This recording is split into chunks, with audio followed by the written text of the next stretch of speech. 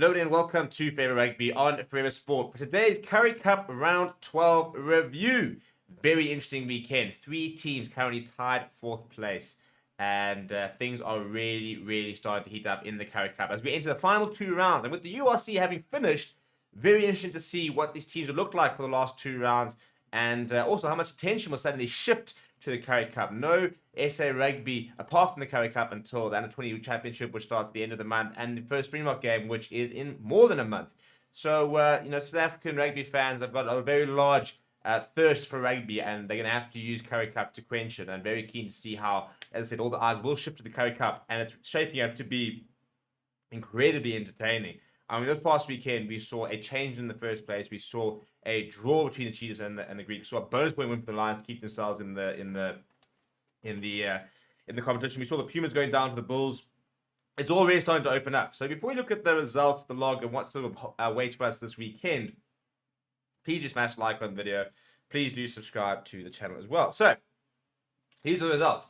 First things first, the Sharks hammered the Griffins on Friday, 35 points to 9. Pretty straightforward result, but one that we kind of semi-expected, or I expected, given the fact that it was not going to be the strongest Western Province side and a very strong Lions side. Is Lions getting that bonus point win against Western Province, 34 points to 12. Wasn't looking good at one stage, to be honest. It took the Lions quite a while to get going. Western Province hanging on a lot at Athlone Stadium down there in the Western Cape, but finally the Lions managed to sort of click into gear and come behind. Well, not come behind, but go on to win that 34 points to 12 bonus point win, keeping them in the competition. The Cheetahs actually electing to settle for a draw against the Greek because they were down 3 points, got a penalty. Ruan Pienaar played it for our half for the game, slotting that penalty to make it 29 points apiece. And then the Bulls beating the Pumas away, a huge win for them. A loss for them pretty much would have put them out of the Currie Cup contention, but them keeping themselves in the fight.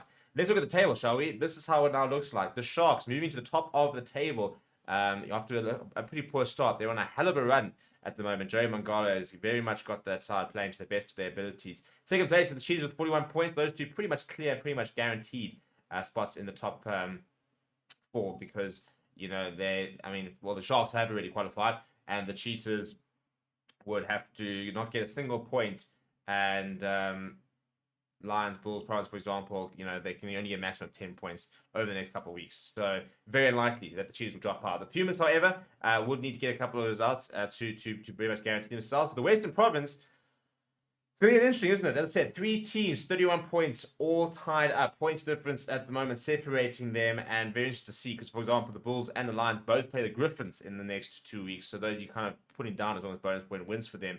But also, both teams having two difficult matches. So if we look at the fixtures, this weekend, Greek Quiz versus the Western Province. Western Province can't afford for this to become a banana skin. The Greek Quiz are a tough side. They've just drawn with Cheetahs at the top of the log. And Western Province were to lose that, for example, and the Lions and the Bulls were to win, they'd actually fall out of the top four.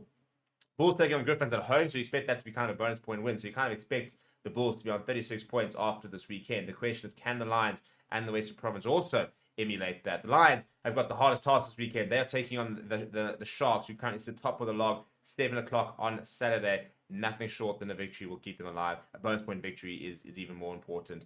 If the Bulls beat the Griffins with a bonus point, and the Lions just beat the Sharks, for example, they'll be a point behind the Bulls. If Greek were to keep Western Province winless, then both those sides would overtake them. Pumas taking on the Cheetahs. Pumas, again, if they were to lose, for example, and all of a sudden the Sharks or the Lions and the Bulls and the Western Province were to all win or win with bonus points, they could actually suddenly catch up with the Pumas. And if you look at the last weekend, for example, you've then got the Griffins taking on the Lions, Greek versus the Pumas, Bulls versus the Cheetahs, and West Province versus the Sharks. So it's very interesting going into the last couple of weekends what the ramifications still are. With one spot, that fourth spot mainly up for grabs, but potentially even that third spot as well. And lots of big teams still available because, any of the Lions, Bulls, or Western Province not making semi-finals would be a huge dent for the Union. So then, and look, to be fair, even the Greek was sitting on 30 points, so it's unlikely for them to qualify. But at the end of the day, if they go and get 2 bonus point wins, for example, and finish on 40 points, maybe they could also squeak in. So very close between 4th and 7th. Just 1 point, but even between 3rd and 7th, 6 points. in between them. So it's going to be an interesting run-in. Let me know what you think down in the comments below. Who do you think is going to be the top 4 come 2 weeks' time? Smash like on the video. Subscribe to the channel as well. Thank you very much for watching. My name is Stephen, and I'll chat to you soon.